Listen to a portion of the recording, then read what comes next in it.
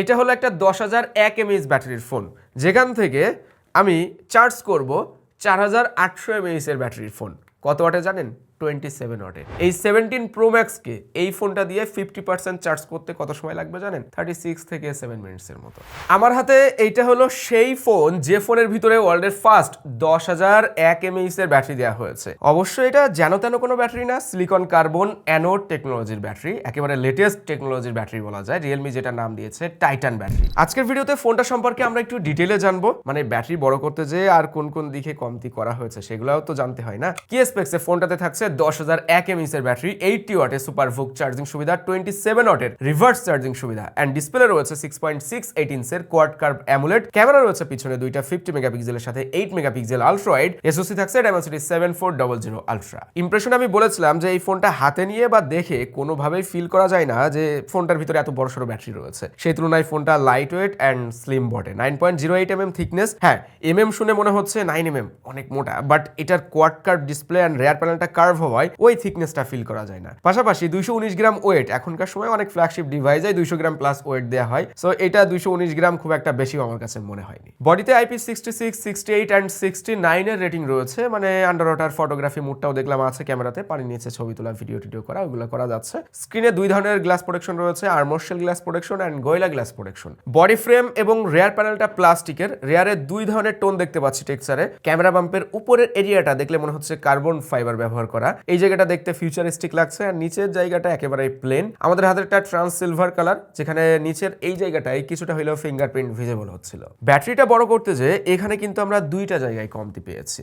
Most important part সেটা হলো এই ফোনটাতে সেকেন্ডারি লাউড স্পিকারটা নাই, সিঙ্গেল স্পিকার দেওয়া হয়েছে বটম প্যানেলে একটা মাত্রই। এখানে সিম স্লট যেখানে দুইটা ন্যানো সিম কার্ড ব্যবহার করা যাবে। হ্যাঁ, টপে আয়ার সেন্সর অ্যান্ড নয়েজ ক্যান্সেলিং মাইকটা রয়েছে। ঘাটতি ডুয়েল স্পিকারস নাই অ্যান্ড 3.5 mm অডিও পোর্টটাও কিন্তু নাই। তবে এখানে একটা কথা আছে, রিয়েলমির P4 পাওয়ার এই ডিভাইসটা কিন্তু বাংলাদেশে এই মুহূর্তে অফিসিয়ালি লঞ্চ হচ্ছে না। কবে হবে, আদৌ হবে কিনা সেই ব্যাপারে আমাদেরকে কোনো ইনফরমেশন জানানো হয় নাই। আমার মতে এই সকল ডিভাইসগুলো অবশ্যই বাংলাদেশে অফিসিয়ালি লঞ্চ করা উচিত, তাহলে এই নতুন নতুন টেকনোলজিগুলো আমরা এক্সপেরিয়েন্স করতে পারবো। 6.68 ইঞ্চের অ্যামুলেট 4D কার্ভ মানে কোয়াড কার্ভ যে ডিসপ্লে প্যানেলটা আমরা এখানে পাচ্ছি সেটা 144 হার্টজের এবং FHD প্লাস রেজলিউশনের। 10 বিট কালার পাচ্ছে এখানে, HDR10 প্লাস সাপোর্টেড রয়েছে। অপটিক্যাল ফিঙ্গারপ্রিন্ট দেওয়া হয়েছে, পজিশন অপটিক্যাল ফিঙ্গারপ্রিন্টে যেমন হয় সব ফোনে ওইরকমই, বেশ ফাস্ট অ্যান্ড রেসপন্সিভ মনে হলো। 6500 নিটস পিক ব্রাইটনেস দিতে পারে এমনটাই রিয়েলমি দাবি করছে। সানলাইটে বা আউটডোরে ব্যবহার করে যেটা মনে হলো, কিছুটা শ্যাডো এরিয়ায় ব্যবহার করেছে, আবার একেবারেই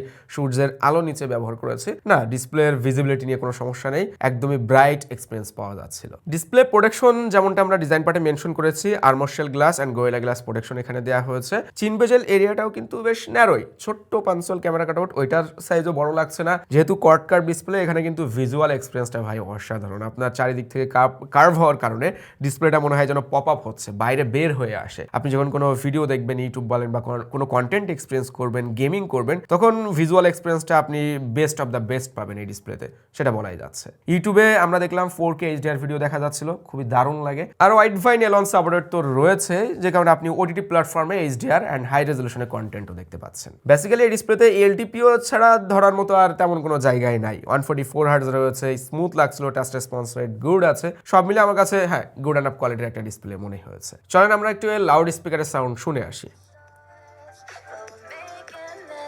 80%, 90, 100%।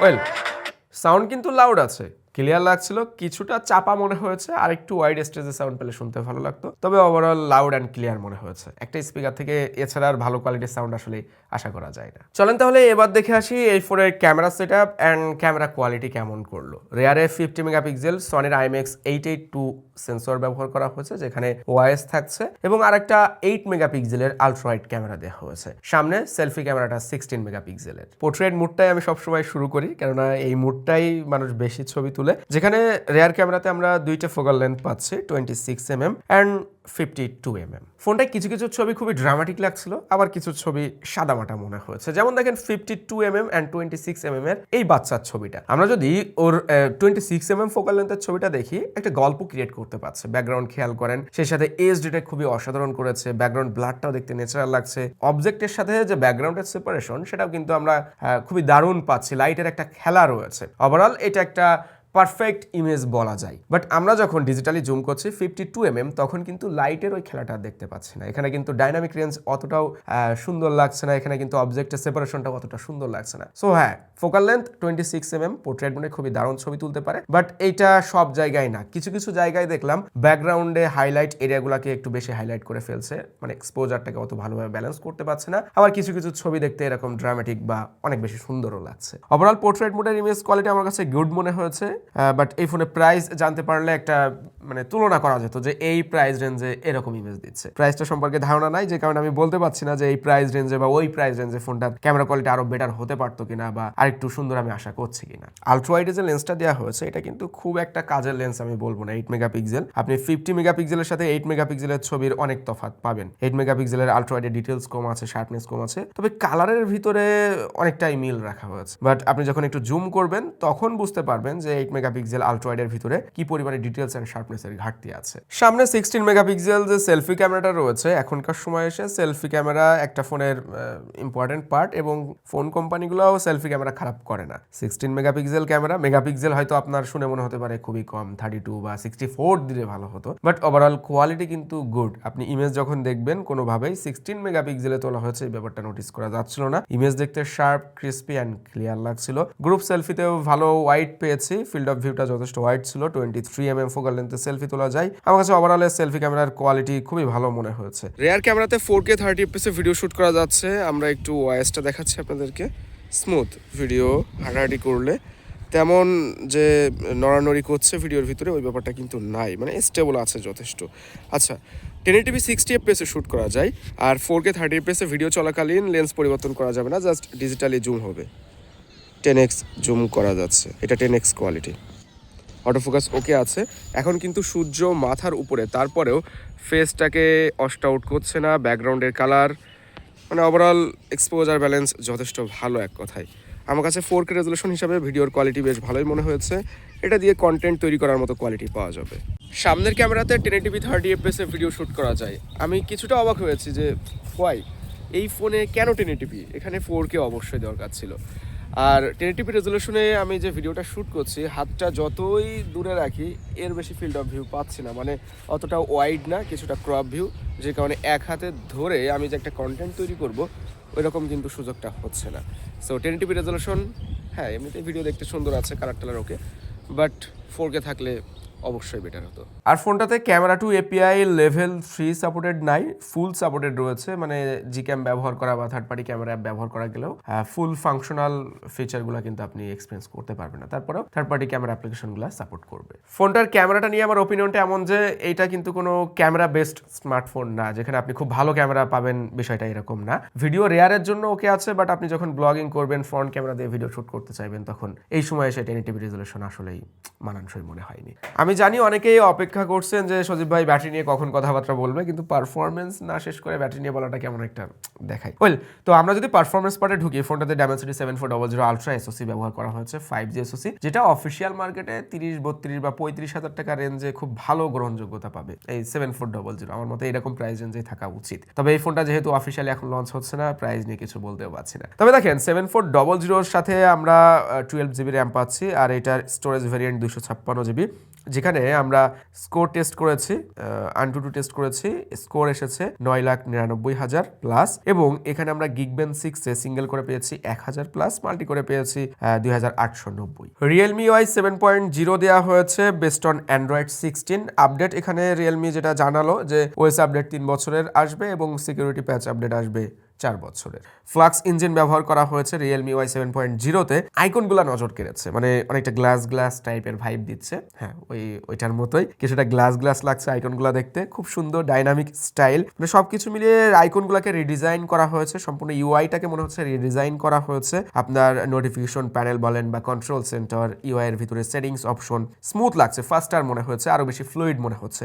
সিম্পলি ডাইমেনসিটির 7400 আলট্রা যে এসওসিটা, এই এসওসিটার পারফরমেন্সটা যদি আমি বোঝাই আপনাদেরকে, তো এটা কিছুটা হলে হেভি প্রেশার নিতে পারে। আপনি প্রোডাক্টিভ কাজ করবেন, গেমিং করবেন, মাল্টিটাস্কিং করবেন, আপনি অ্যাপে ঢোকার সাথে সাথে স্ক্রল করবেন, এই যে প্রেশারগুলো আসলে একটা ফোনের উপরে ক্রিয়েট করা হয়, এগুলো খুব সুন্দরভাবে হ্যান্ডেল করতে পারে। অ্যান্ড সেই সাথে 90 FPS এ গেমিংও করা যায়। আমরা গেমিং এক্সপিরিয়েন্স যেমনটা করেছি শেয়ার করি আপনাদের সাথে। পাবজি গেম 90 FPS এ খেলেছি, এভারেজে 88, 90 এরকম এফপিএসটা পাচ্ছিলাম। এফপিএস খুব বেশি ড্রপ হয় না। আর এটাতে কুলিং সিস্টেম রয়েছে, এয়ারফ্লো ভিসি কুলিং সিস্টেম, যেটা সাইজ হলো 4613 সম্ভবত। মানে ফোনটা যে ওভারহিট হচ্ছিল ব্যাপারটা এরকম না। পাবজি গেম 90 FPS এ খেলার সময় আমরা দেখলাম যে টেম্পারেচার 37-36 ডিগ্রি সেলসিয়াসের আশেপাশে থাকে, 40+ কিন্তু হচ্ছিল না। এই ফুটবল গেম 60 FPS এ খেলা যাচ্ছিল। এফপিএস ড্রপ বলতে লোয়েস্ট এফপিএস আমরা 60-তে যখন গেম খেলছি এই ফুটবল, তখন 52 দেখেছি, বাট ওইটা খুবই অল্প সময়ের জন্য, আপনি নোটিস করবেন না এরকম ব্যাপারটা। ডেল্টা ফোর্সেও আমরা 48 দেখেছি, যেটাও নোটিস করা যাচ্ছিল না। অ্যান্ড সিওডিএম গেমটা যখন 90 FPS এ খেলছিলাম আমরা, ওই সময়টা দেখলাম যে 82 FPS এ কোনো সময় আসে, আপনি অতটাও খেয়াল করতে পারবেন না, মানে এরকম ল্যাগ দেয় না যে হুট করে গেমটা থেমে আছে। বাট লং টাইম গেমিং এর সমস্যা হচ্ছিল না, যেহেতু ব্যাটারি বড় অ্যান্ড সেই সাথে ভিসি কুলিং সিস্টেম আছে, ওভারহিট হচ্ছিল না। ভালোই, গেমিং এক্সপিরিয়েন্স একেবারে খারাপ বলা যাচ্ছে না। ফোনটার মূল যে পার্ট, এত বড় ব্যাটারি, সেটা আসলে কতটা সেফ আপনাদের জানা উচিত। সো এটা কিন্তু অনেকগুলো টেস্ট পাস করেই ফোনের ভিতরে দেওয়া হয়েছে বা কনজিউমার লেভেলে আনা হয়েছে, যেখানে আমরা 5 স্টার ব্যাটারি সার্টিফিকেট দেখতে পাচ্ছি। হাই টেম্পারেচার, লো টেম্পারেচারও টেস্ট করা হচ্ছে, ব্যাটারিটাকে বাঁকানো হচ্ছে বিভিন্নভাবে, তারপরেও দেখা যাচ্ছে কোনো ধরনের ফায়ারের সমস্যা নাই, কোনো ধরনের ব্যাটারি ফুলে যাওয়া, ছিদ্র হওয়া বা লিকেজ, এই ব্যাপারগুলো কিন্তু খেয়াল করা যাচ্ছে না। তার মানে যথেষ্ট ডিউরেবল একটা ব্যাটারি এখানে রয়েছে। এটা বলতে হয় যে ওয়ার্ল্ডের ফার্স্ট মিলিটারি গ্রেড শক রেজিস্ট্যান্স পাস করেছে রিয়েলমির এই P4 পাওয়ারে 10001 mAh এর ব্যবহার করা ব্যাটারিটি। ফোনটার সাথে যে 80 ওয়াটের চার্জারটা দেওয়া হচ্ছে, ওইটা দিয়ে এই ফোন 50% চার্জ করতে অ্যারাউন্ড 36 মিনিটসের মতো সময় নিবে। 100% চার্জ করতে আমরা দেখেছি 1 ঘন্টা প্লাস যাচ্ছিল, 1 ঘন্টা 20-25 মিনিটসের মতো লাগছিল, যেহেতু 90% যাওয়ার পরে ও চার্জিং স্পিডটা স্লো করে দেয়। ব্যাটারি ব্যাকআপ নিয়ে আমাদের টেস্টে সিম্পল কিছু ধারণা দেয় আপনাদের, তাহলে বুঝতে পারবেন। আমরা গেমিং টেস্ট করেছি, পাবজি গেম 90 FPS এ 30 মিনিট খেলেছি, সিওডিএম গেমটা 90 FPS এ 30 মিনিট খেলেছে, এবং রেজাল্ট এমন যে আমরা এই পর্যন্ত কোনো ফোনে দেখি নাই। এই ফোনটাতে পাবজি গেম 90 FPS এ 30 মিনিট খেললে 4% চার্জ ড্রপ হয়, এভারেজে আমরা দেখি 6% প্লাস, বাট এটা অনলি 4% ব্যাটারি ড্রপ করেছে। আর সামনের দিকে হয়তো পাওয়ার ব্যাংকের খুব একটা প্রয়োজন হবে না যদি এইভাবে চলতে থাকে। আপনার কি মতামত রয়েছে ব্যাটারি সম্পর্কে অবশ্যই কমেন্ট করে জানাতে পারেন। ওয়েল, এবার যদি আমরা একটু প্রোজ অ্যান্ড কনস নিয়ে কথা বলি, তাহলে আপনারা ফোনটা সম্পর্কে ওভারঅল একটা আইডিয়া জেনারেট করতে পারবেন। তো ফার্স্টে প্রোজ নিয়ে কথা বলা যাক। তো এই ফোনটা শুধুমাত্র ব্যাটারি ফোকাস ফোন না, সেটা আমরা অলরেডি বুঝতে পেরেছি।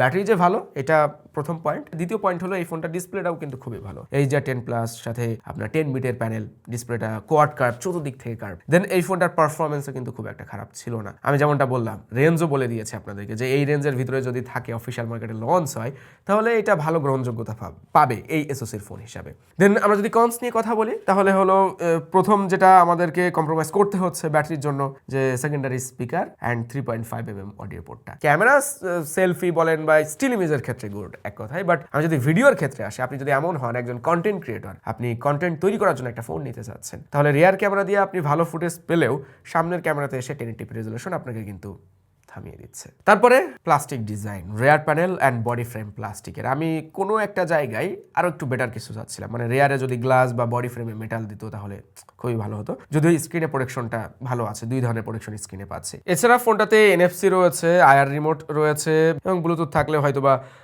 5.34 এরকম কিছু থাকতে পারে। ওভারঅল এই তো ছিল আমার মতামত ফোনটা নিয়ে। এখন আসার পালা, মানে দেখার পালা আর কি।